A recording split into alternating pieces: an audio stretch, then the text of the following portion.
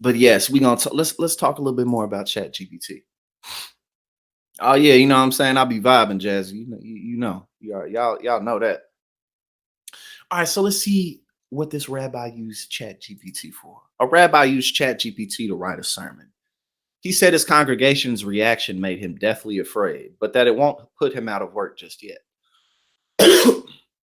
Rabbi Joshua Franklin told ChatGPT to write him a 1,000 word sermon about intimacy and vulnerability. And that's interesting because that's definitely a complex thing, complex social structure between people. Franklin told his congregation he was deathly afraid when applause broke out after his sermon. A rabbi in New York wrote a 1,000 word sermon. Oh, my bad. That was the bottle, the water bottle that just popped like that. Let's see. A rabbi in New York wrote a 1,000 word sermon using ChatGPT and said the AI might be smart, but it isn't empathetic enough to put preachers out of work. Well, of course, there's still the human element. Rabbi Joshua Franklin was seen in a video dated January 1st, telling his congregation at the Jewish Center of the Hamptons that he was reading a plagiarized sermon to them. He later revealed it was written by ChatGPT. Now, you're clapping. I'm deathly afraid, Franklin told his congregation when they applauded after the sermon. I thought truck drivers were going to go long before the rabbi in terms of losing our positions to artificial intelligence. This guy seems pretty funny and like he has a sense of humor. He seems like a cool dude. Franklin told the Associated Press that the ChatGPT sermon was based on a portion of the Torah about intimacy and vulnerability. Franklin told the AP that his congregation guessed the sermon was written by really wise, smart, thoughtful individuals, but he added that while ChatGPT may be intelligent, it cannot be compassionate and it cannot love, and so cannot create the things that bring us together. 100%, absolutely. And again, at least from my perspective, ChatGPT is I mean, it's an incredibly useful. It's basically like a pocket assistant. You know, especially if you're somebody who deals maybe with a lot of data, or maybe you just have to read a lot for what you do, or keep up with a lot of records, or anything along those lines. You know what I'm saying? Chat, like you can just tell Chat GPT to summarize things for you into bullet points or something. So like you could be, like if you have like 10 articles to read, why wouldn't you use it to be like, look for X, Y, and Z within this article? Let's say you're a biologist and you're reading an article that's talking about the new discoveries of some type of genetic sequence. You can tell Chat GPT to look for information specifically retaining to X, Y, and Z within that genetic sequence data, and it'll just find it and pull it out for you. I mean, that's an incredibly useful tool. Me personally, I don't want Chat GPT. I don't want to use Chat GPT to do things like write this for me or think this out for me. And people will be getting caught up doing that. I personally am not interested in using it for that, but I think that as just an assistant to like look for specific information and to organize it in a certain way for you. You can tell it to schedule things for you, like, make a schedule based on this, and it'll do it. Like, I mean, that's really fucking cool. So, and people are experimenting with it. So I think that these articles are interesting because people are just like, hey, I mean, what can this thing really fucking do? And but obviously it has its limits. Okay. ChatGPT might be really great in the sound and intelligent, but the question is, can it be empathetic? Oh, did I already? Okay, I think I read that line already. Spirituality often, and the spiritual experiences that we have in life, are often what we call ineffable, unexplainable by words, Franklin said. And so, no matter how good ChatGPT can possibly be at describing and using language and describing experiences, it can't really understand spirituality. That's a major limitation of it.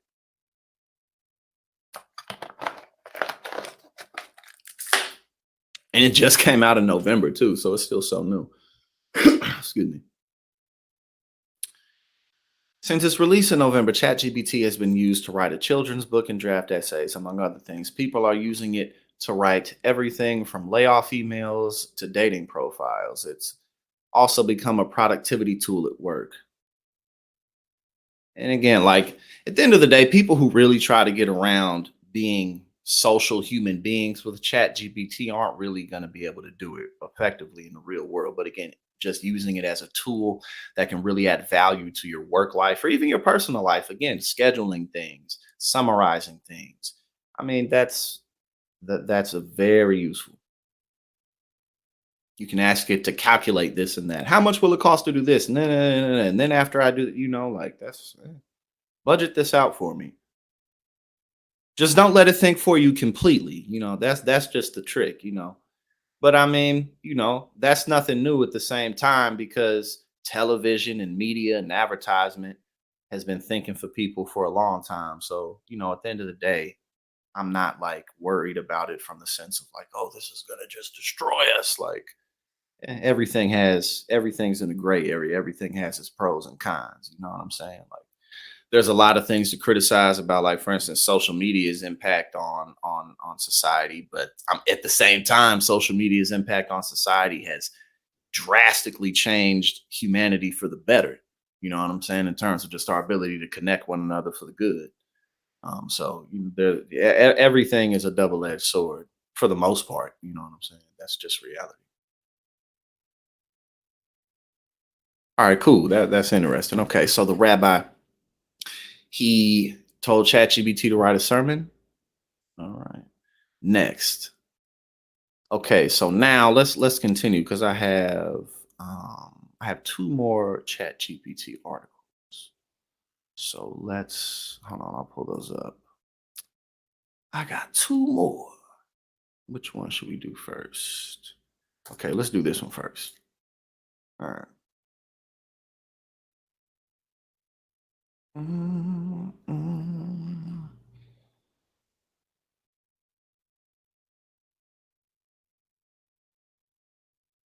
Right, social media, right, Jazz. You can't get away with nothing now. You can't get away with shit like that now. You gotta be extra strategic now. Like yeah, everything has its pros and cons. All right. Chat GPT created a lesson plan on the American Civil War, but educators who looked at it warned the subject might be more than AI can handle. And again, I think it's useful and I think it's great that people are like trying to do these types of things with chat gpt because otherwise we can't really understand the technology. It was just released in November, so they had prototypes and they were testing it, but at the end of the day it takes quite a bit of time to really fully grasp not just what a technology can do but also its impacts on society. It takes a while to collect that type of metadata. Insider asked ChatGPT to create a high school level history lesson to test the accuracy of OpenAI's anti cheating tool.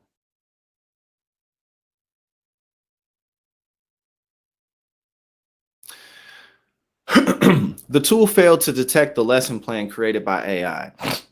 So we asked an education expert for his opinion. OpenAI execs have supported the use of ChatGPT as a tool in education rather than a hindrance.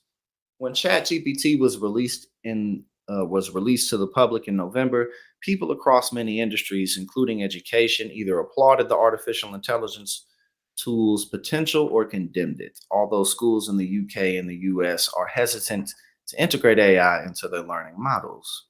OpenAI executives have asserted the program could be a tool for growth in teaching in the classroom rather than academic dishonesty. What do y'all think about just OpenAI in general?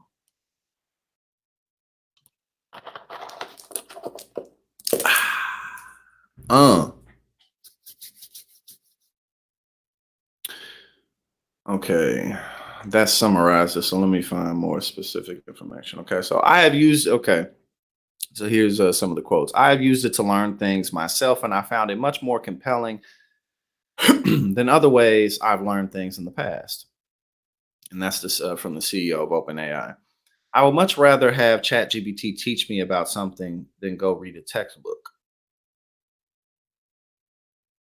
And again, now the technology's out there, so You feel me? Like it's for people to use or not. And like um for instance, like when it comes to learning about different things in history or science or whatever, I enjoy really reading through books. I enjoy the experience of it, but I don't necessarily always have time. So, I'm absolutely going to be using ChatGPT to summarize chapters and books for me to pull out certain information if I really know what a book's about. Just because motherfuckers got bills to pay, and everybody only got 24 hours in a day, so I don't always got time to read books all the way through. Okay, so Insider put the tool to the test. We asked GPT to write a 45-minute lesson plan for high school students on the American Civil War. We also asked Rob Bulow, head of product and education at Vector Solutions, a software company that provides data insights for grade school and higher education, for his thoughts on the lesson plan. Strong lesson plans, but ChatGPT couldn't stick to a time limit.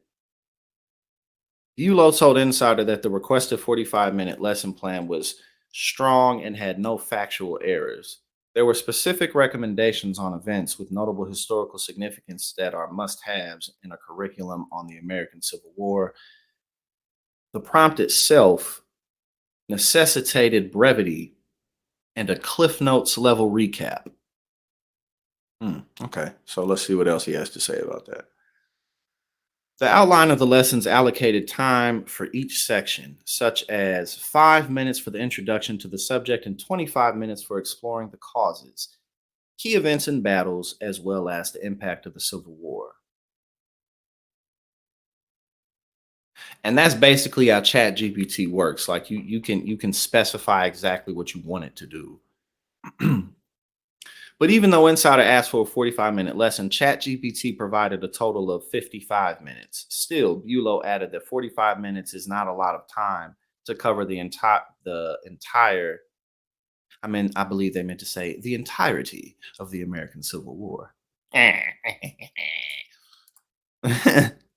um, he highlighted that the AI generated tool lacked sensitivity to specific topics. And again, at the end of the day, like just like anything else, this is only going to allow you to cheat and fraud up to a certain level before you get caught with your pants down. So, like you're not going to be able to become genuinely successful in anything if you aren't genuinely skilled at it. So this is a useful tool to help you learn and help you advance. But at the same time, it's not something that will just do live your life in certain ways for you completely. That ain't happening. Okay.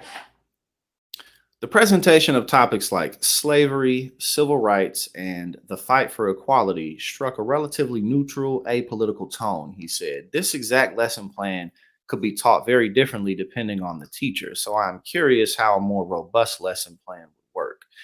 And see, I think that right there is a really good example of still the limitations of AI, because there's still so many elements.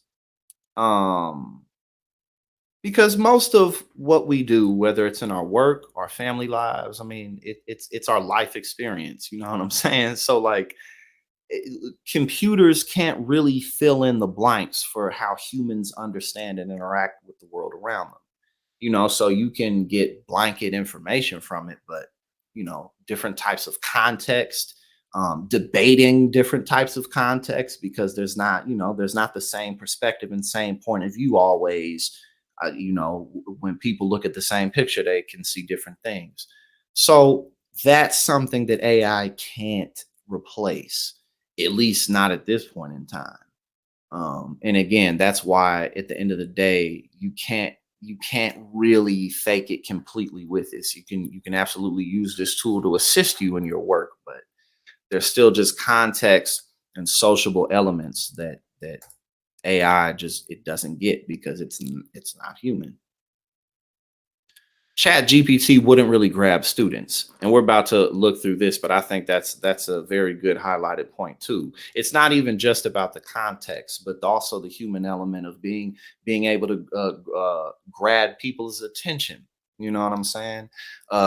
If you have a sense of humor, Your ability to draw, really just to captivate people is a really good teacher does, so like you can do out a raw lesson plan, but you still got to be good at the fucking task.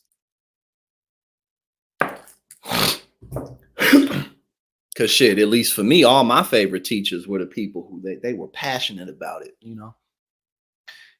They were just passionate about not just teaching what they taught, but just the type of work they did and being in an environment where they got to help bring young people up.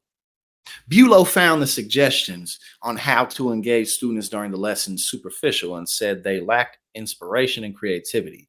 He said that a thoughtful instructor would probably want students to do more than recap after the lesson, contrary to what ChatGPT's lesson suggested. But this is a great example of how ChatGPT can create efficiencies. My high ass. But this is a great example of how ChatGPT can create efficiencies for teachers that allow them to focus more on how they teach versus what they teach. I agree. I really agree with that. Again, it's a very ChatGPT is a very useful tool um, that can help you just really gather information, and then you can do with it what you will. Bulow concluded that there is an opportunity to leverage this technology to save time and support teachers in their workload. The tool can be used to streamline basic tasks and help build capacity amongst teachers who are currently overwhelmed with responsibility. I agree 100%. So, overwhelmingly, I think that that'll be the type of positive impact it has. Scammers gonna be able, like different types of negative impacts that this will have is like, man, it's gonna be people gonna be scamming like a motherfucker with this shit. They just gonna be running whole scam operations. You know what I mean? But again, that's not new. You feel me? So like, they'll be able to point out, be like, ChatGPT helps people run scams. Like, yeah, well, then we'll regulate our ways around it because motherfuckers been scamming forever. You know what I'm saying? People been scamming forever, and they gonna keep on scamming. So now we're gonna look at one last thing with ChatGPT, and then we're gonna roast some red pill, what you call passport bros type of motherfuckers. You did. I'm saying, here we go. Um, you said Chat GPT will soon be called Chat CRT by crazy parents and school board members. Facts. Oh yeah, but it's out now. The cat's out the bag now. So let's check it out. People are using AI bots like Chat GPT to work side hustles and earn thousands of dollars. Check out these 6 hot freelancing gigs. So what are people doing? Generative AI is a form of intelligence that can create new content like text and images. Freelancers are relying on AI to increase their productivity. Okay. Making pitch decks. Hmm. Yeah. Yeah. Now, if like you're not now, it's important to realize too, like when you read about these types of side hustles, if of any kind, yeah, you can make money in it, but like either you're still gonna have to build your business up, or it'll be like a useful addition that you can add to a business that you already have. If you already have a customer base, then something like this can help you make money. But it's not, there's really no such thing as getting rich easily. And if you get rich easily, you're probably going to end up in prison. So if you're really getting rich really easily, it's probably because you're doing something that will land you in federal prison somewhere. Ah, yeah. Making pitch decks. I don't know what the fuck Jingle Tree is. I guess that's some type of search engine, but this article was originally on Business Insider, and I don't feel like paying for that right now. So here we are on Jingle Tree. Okay, so making pitch decks, and I can see how that could be very, very useful for that because you could just tell it to do it. You know what I'm saying? Larry Lundstrom, a pastor based in Arkansas, makes 2 to 3 pitch decks a week, charging between $500 to $1,000 for each. And again, like that, if you know the formula for making a very good pitch deck, then you could just tell ChatGPT to do it, and then it'll make it, and then you review it and pump it out. So again, if you already have some type of clientele base built up, that would be interesting in something like this, and this would be very, this would be very useful. Yeah, that's interesting. Publishing books. Front page of Alice and Sparkle by Amar Reshi, an AI generated children's book. Amar Reshi used AI tools like ChatGPT and Midjourney to publish a children's book and has already sold more than 1,330 copies. Uh, uh, ooh, ooh, ooh, ooh, ooh. Uh, let's see. All right.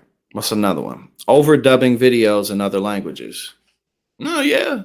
I can imagine how long that would take in editing, an editor to do. Cause shit, when I, it's, once I'm a YouTube partner and I'm able to, get a couple other things going, I'm definitely going to have editors because it's a whole skill set. Like it's not just, so yeah, I can imagine how, long it would take to dub videos in other languages. You could just have Chat GPT do it.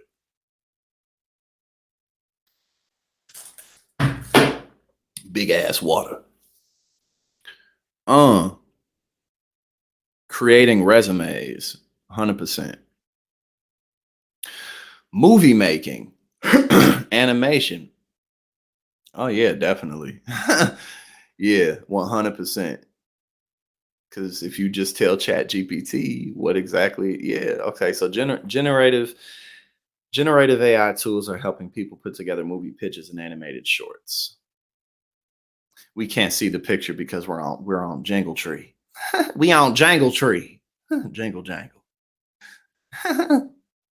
Aspiring filmmakers with busy day jobs are finding it easier to pursue their passions with generative AI tools. Jordan Poblet, one of the two, I apologize. A corporate strategist with a penchant for movie making is using ChatGPT and DALL-E 2 to put together a pitch for an independent movie.